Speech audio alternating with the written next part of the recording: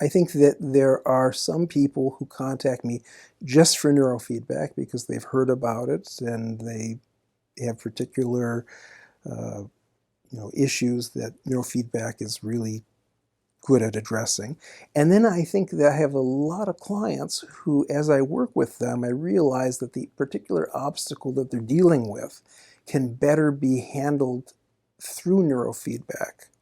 Um, so, for example, if I have a client who has panic attacks or migraines, um, I'm much more likely to say, we could do psychotherapy till the cows come home, and you will still have panic attacks and migraines, but we can really manage these things well with the neurofeedback.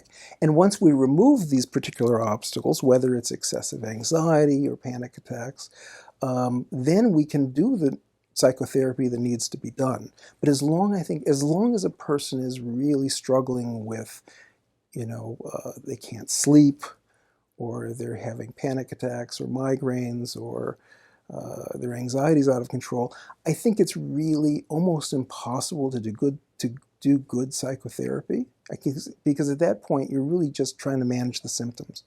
And I think that psychotherapy can be so much more than just helping people to cope with symptoms. I use the analogy that the brain is like a symphony orchestra. And there's a real difference between listening to the Toronto Symphony and a high school symphony orchestra.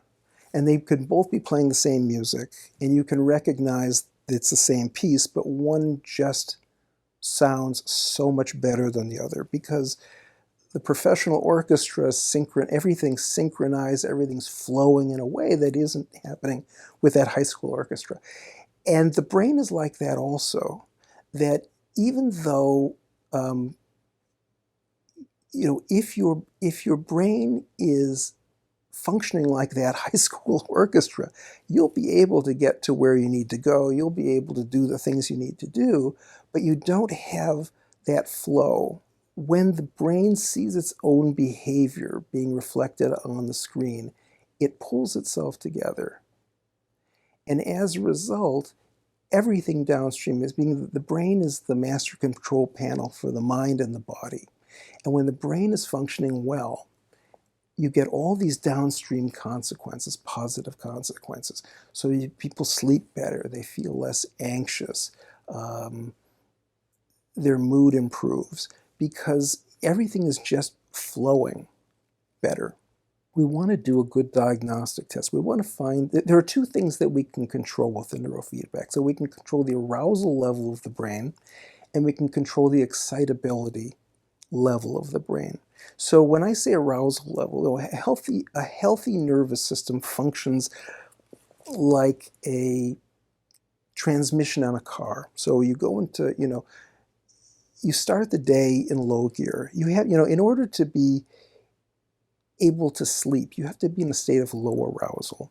But when you wake up, you have to go into a state of higher arousal. And that higher arousal helps you to focus your mind on whatever task is at hand. So say you wake up in the morning and you're in a lower arousal, and then you realize you're running late for an appointment that you didn't realize you had. You have to go into higher arousal to focus your mind. Okay? And that higher arousal, if everything works right, it enables you to focus your attention, to plan how you're going to get from here to work. And let's just say you get to work on time. You get to work 10 minutes early. If you do, then your brain should shift into lower arousal. But what happens for a lot of our clients is they go into high arousal too easily and they stay there too long. And I think that's the hallmark of an anxious person, right? So arousal is one aspect of the work. The other aspect of neurofeedback is dealing with the excitability of the brain. So, to use an automotive analogy again, if you take your foot off the brake of a car that's on, it won't really go very far, very fast, right? You have to push the gas pedal. The human mind is the actual opposite. The brain is really designed to explode into action. And most of what is happening in our brain is actually suppressive. And what happens is when we get sick, when we have a head injury, when we have any kind of internal or external trauma, that suppressive activity is affected, and that's why people oftentimes will have seizures or panic attacks or migraines. These are sort of explosions in the brain. Okay, it's too much firing at one time. And so what we can do with the neurofeedback is we can stabilize an overly excitable brain. So it's not a cure for panic attacks, it's not a cure for seizures or migraines. What it does, though, is it makes it much, much harder to have one. And that's essentially, to the point where, people may never get them again, right? So when we're doing the neurofeedback, one of the things that we want to figure out is this person showing signs of excitability? Are they showing signs of high or low arousal problems? Or sort of a hybrid, a combination of the two. And it's very important to be able to determine which you're treating, because if you don't get it right, you can create problems. So once we have a good read on whether the predominant issues are around arousal or around excitability, then we put the electrodes or sensors, we put them on the head in various spots in order to get particular results, right? So for people who need stabilizing because of panic attacks or seizures or migraines, we want to get both hemispheres of the brain involved. If somebody has an attachment problem, if they're dealing with trauma, if they're dealing with anxiety, we want to calm the right side of the brain, because the right side of the brain has much more to do with our ability to be calm and our ability to be connected interpersonally. So we have to know a little bit about neurology and a little bit about brain science in order to make that happen.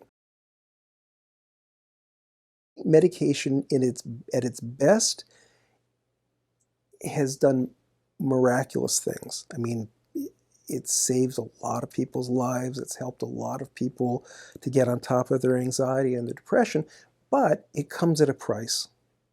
And I think everybody has to calculate the cost differently.